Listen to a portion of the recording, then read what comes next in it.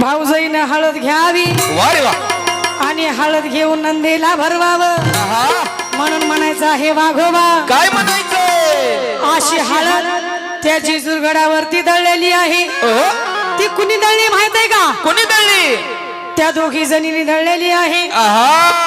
मालसराने आणि बानुबाई. बरोबर. मारायचं कशाला आहे का? मारू का म्हणे भाऊजाईला?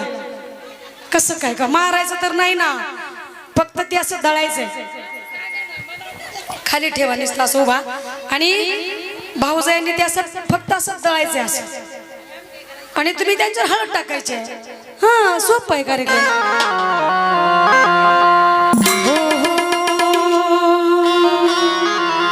पदर जरी घेतला डोक्यात तरी पदर काढायचा आणि हळद टाकायची. डोळ्यात जाऊ द्यायची नाही बरं का हळद. हा हात जात्याचा हात बंद झालेला नाही पाहिजे. खाली धरा धरा जरा खाली धरा जरा खाली धरा खाली आणि त्यांच्या अंगावर टाकायचे, खोट्यावर नाही अंगावर. हा बानो माझा